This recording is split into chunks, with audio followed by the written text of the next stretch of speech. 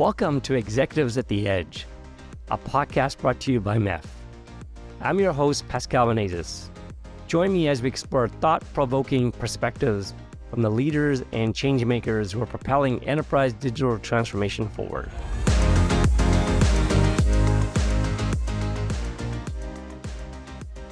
I'm so very excited to have Anil Varanasi. He's the CEO of Meter.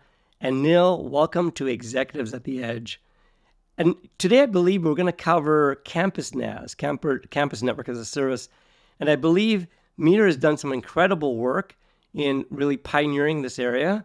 You talk about not only supplying Wi-Fi, switches, everything managed from the cloud as a service delivery models. You also have added in security. So Anil, if you can please tell our listeners a little bit about yourself, a little bit about Meter, that'd be really helpful.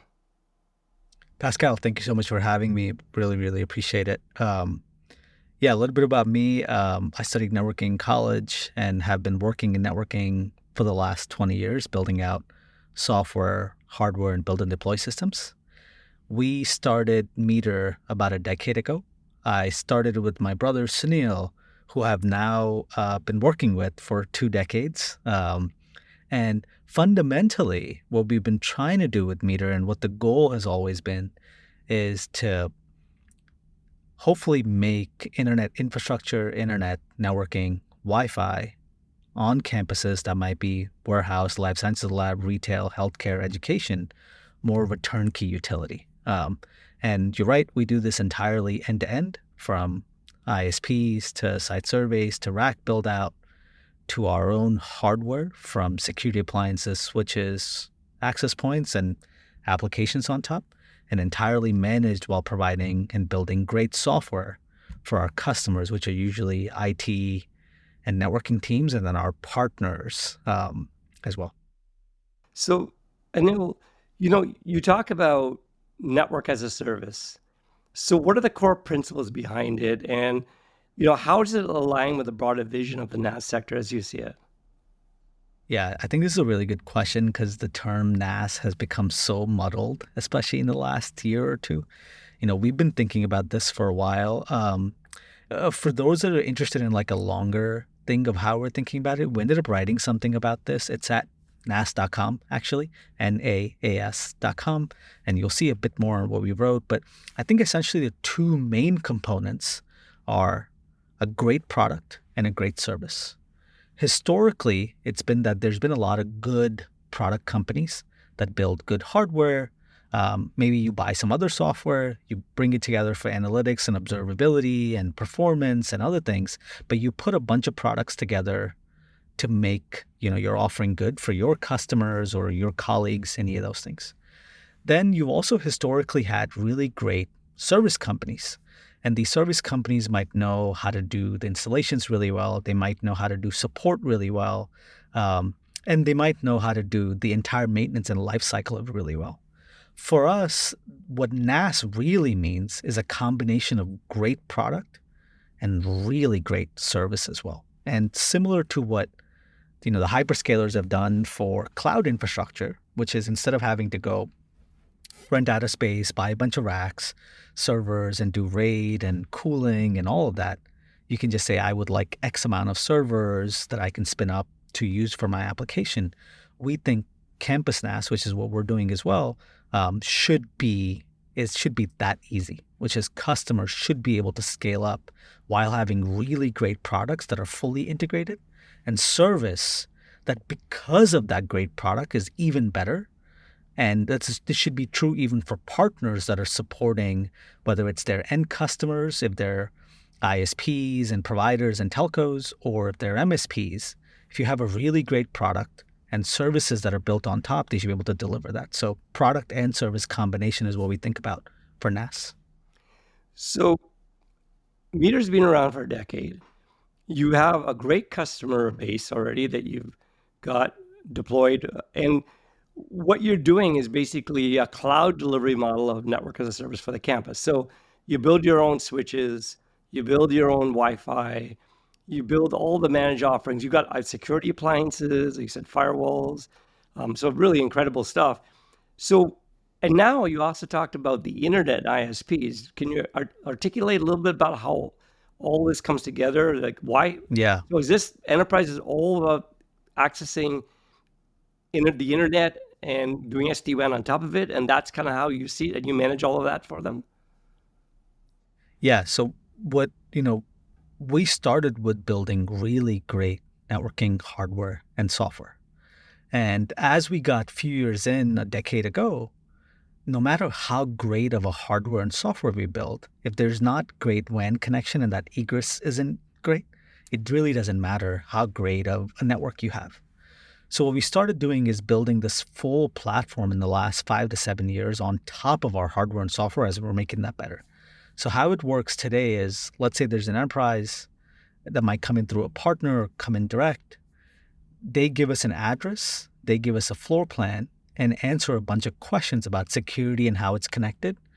Then Meter's work starts. So we partner with the ISPs to make sure the right ISP connection comes in. And this is also done entirely through software. Think of it as Kayak or Expedia, but for ISPs.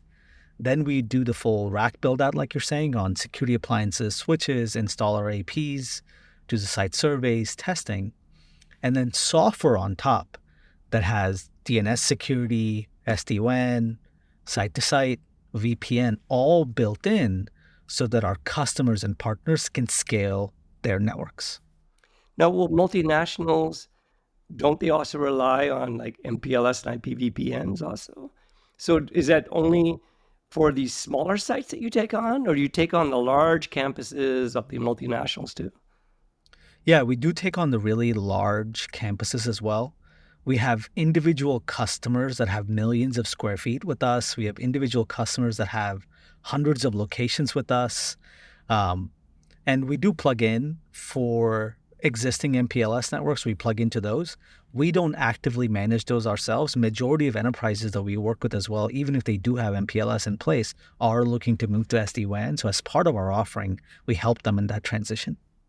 Interesting. So look, what emerging trends are shaping the landscape of the enterprise, especially on networking? So how are companies in the NaaS sector strategically adapting? Yeah, I think there's like two important trends that we're seeing, especially as there's more and more applications. First is there are so many things because of automation, because of robotics and other things that are coming onto the network more than they ever have, particularly for enterprises. And so networks are being asked to do more. Simultaneously, the other thing that we're seeing, whether it's at partners or customers, is that IT and networking teams aren't growing at the same pace as other teams inside of business. So what we're seeing is there's a big dearth of really great products to help act as leverage for these teams to be able to do more. So networking is asked to do more, and IT and networking and partners are asked to do more as well. And what we're hoping to do is kind of plug in both of those things to be able to provide great products and services. And really, when you think about the landscape of the enterprise, they're in their digital transformational journey, especially the multinationals. Like everything is digitizing and every workflow is moving into some digital form. And so do you actually participate in those digital transformational projects? And as your campus NaaS offering provides that infrastructure that's fully managed, runs right, secure, is that kind of how you see the worlds kind of meeting the two, the IT world or the digital transformational world and the networking world that coming together? Is that kind of how you see it? Yeah, that's exactly right. Usually when a company, an enterprise says, hey, this is something that's strategically important for us, we're going down this path of digital transformation, they might bring in partners, they might bring a bunch of folks to help with that. As part of that, they might be updating from, if they have retail POS systems to large-scale security systems, they might be updating where they're hosting their cloud and where their applications live. But at the end of the day, all this still needs to be connected to the network on how these things are being accessed. So that's where Meter comes in as a part of this transformation to then provide end-to-end reliability, scalability, and then also security, like you're mentioning. Being able to have a secure network all the way from your campus and all your locations as an enterprise, all the way up to you might have it, colos in the middle to public clouds and private cloud. How do you have that seamless for compliance and security and really scalability? So you must have then some more backbone as your cloud offering for the SD-WAN to go over the internet, connect all the sites. So really you're like a MSP in that way for just even the wide area side. And yet you managed all the campus at the same time. Do I have that right? Yeah, so we do have an overlay that connects to what somebody already has, Yes. but we don't go and manage the entire thing ourselves. But, with every enterprise that we work with, each of the campuses or locations or stores or labs or schools or universities, anything that we maintain as part of our offering, that needs to connect somewhere. So we do have that SD-WAN overlay on top that connects all these sites, and then that can go site to site or site to VPC or site to cloud to be able to provide that. So we do manage the campus part of it and have the overlay on everything local, and then connect to whatever they have in the cloud. And your overlay is really using the internet. So you don't really hit POPs that have a private backbone. And Yeah, we do both. We do have customers that do have private POPs, and then we do put in our hardware in those private POPs as well to be able to do site to site as well. Very cool. So so we talk about the internet and we talk about doing overlays on the internet. How can companies in the NaaS industry contribute to enhancing this internet accessibility, making the internet, the first mile, and particularly in marginalized or underserved communities? Yeah, I think in those communities, what we see is still the WAN connectivity and the options that are available are still the biggest challenge first. So there's a bunch of work to be done there, obviously, throughout the work that the government's doing on digital divide and the infrastructure plan and a bunch of things. And I know a lot of the folks that are part of MEF as well are investing a lot into that. Then I do think there's work to be done, whether it's on colos or POPs, for reliability and security as well, where folks like us and others can contribute for all types of communities, whether it's not just in highly dense cities and highly dense populated areas, but throughout. How can the experience be better? I still think there's a lot of work to be done. Well, I think the good news is with LEO technology coming out and 5G now moving to having spectrum coming in from the LEO space, the low orbits satellites. I think that's a good way of getting to broadband capabilities to these underserved areas. But I did want to ask a question. We're seeing more and more that the internet is really used for workloads that are not mission critical. And SD-WAN is supposed to try to make the SD-WAN or the environment of the internet look like and feel like it can deliver on some SLAs, service level agreements. But we're seeing the middle mile to clouds becoming very important. Many companies don't want to use for their major workloads the internet, but they will use the internet for the first mile, hit then what we call the middle mile or hit a POP at the nearest edge at that city, then go in the private backbones and get direct connectivity to the clouds, with Direct Connect and Express Route from Azure and so on. How do you play in that world? How does Meter play in that world, which is predominantly becoming more and more the way how businesses are accessing their clouds? The internet is only used for non-mission criticals, but for mission critical applications that they really care about, they're using that. I'd love to understand that. Yeah, so let's say somebody has 500 retail locations and they have a POP somewhere in the middle mile. And from there, maybe some applications go to the private cloud and some go to a public cloud, depending on what they're using. Meter's hardware is in all of these 500 locations and in these POPs to be able to connect all these locations to the POP. And then from the POP, we can then attach it to anything that's on BGP to be able to go out to any private instances they have or public cloud as well. And then use whether it's tagging or application awareness to actually be able to say, hey, from my retail locations or from my campuses or from my universities, I want these applications to actually just tunnel through to the public internet, But these other applications, I actually want them to go into my private hosted ones. We do all of that application aware traffic shaping ourselves on our hardware and software to be able to then hit whatever SLAs they have in place for these applications and different instances they have of private cloud, public cloud, and just the internet itself. And now it's really interesting that you started this 10 years ago, and NaaS was around for decades, but it was really site to site. The cloud wasn't really there yet. And you had this vision of, because software defined networks were talked about and virtualization. So I think you took those principles of the world being into a software defined model and virtualizations, and you built all this from scratch with a vision of as a service well ahead of the market and the industry. So kudos to you. So I think it's really great that you had that vision and you've executed. And from I look at your customer base, you look like you've really done some really great success wins on building out, your customer base, and some great multinationals I saw in there too, I think. So congratulations. But looking forward, what are your insights regarding the evolution of NaaS itself? And then how does the internet will play more of a role in this NaaS, and how are companies positioned to assume leading the roles in these domains? Yeah, I think the things with NaaS that will get pushed if folks don't have great software architectures, and in our case, hardware architecture as well, is two important things. One is visibility. Just because it's a NaaS platform, enterprises can't give up the visibility they need, whether it's for internal SLAs they might have, whether it's for compliance or security. I think visibility will play a key part. Then the second big thing that I think all the NaaS companies will get pushed as well on is configurability. When you're talking about an enterprise that has evolving needs that change based on their customers and their partners and their applications that they're using, configurability will be a huge part of it. So a lot of the NaaS companies, what they've done is sort of say, we'll make whatever your needs are on networking invisible.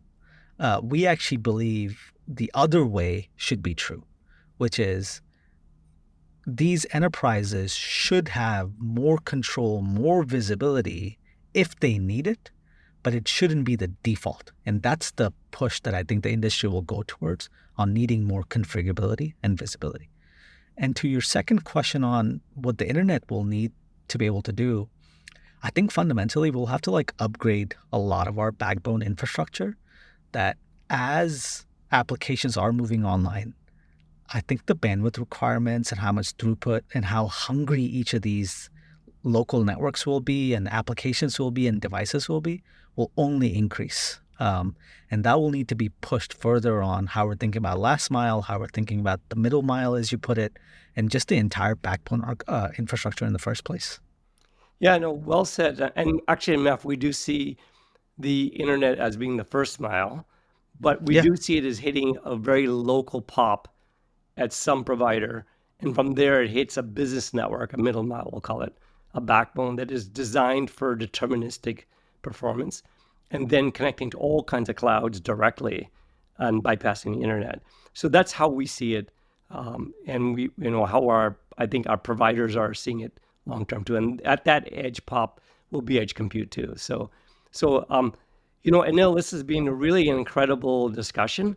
And we are also embracing, as part of our NaaS at MEF, to embrace the campus part to that, because our demarcation point today sits at the site, and it's all about the wide area and the cloud and all that. But at the end of the day, that's not the experience. The experience is always back to the device, the user of the application, to the destination. So all of this has to come together for us to see NaaS to be truly, as a service delivery model that just works in a frictionless environment. So with that, any further thoughts on this? I think you're absolutely right. I think it all has to be connected, and we're hoping to work closely with from ISPs to MSPs and telcos in general. Ultimately, to be able to provide great value for customers, this should be entirely integrated. And to your point earlier, yes, we've been around for a decade, but we've been relatively quiet on purpose, other than with our customers, is because we wanted to build really great products from the ground up and then be able to speak about it. So for the folks that are listening, we'd love to get feedback and see if we can work together. But in general, I think all of it is working together to provide great value is like the fundamental thing for customers. Well, Anil, thank you for being on this episode, and I wish you the best of luck and hope to see you around. And I think this has been a fascinating show. So thank you. Awesome. Thank you for your time, Pascal. Thanks for joining us for Executives at the Edge. Don't miss an episode. Subscribe today. Share online a review. Find all our episodes on your favorite podcast platform and at MEF.net.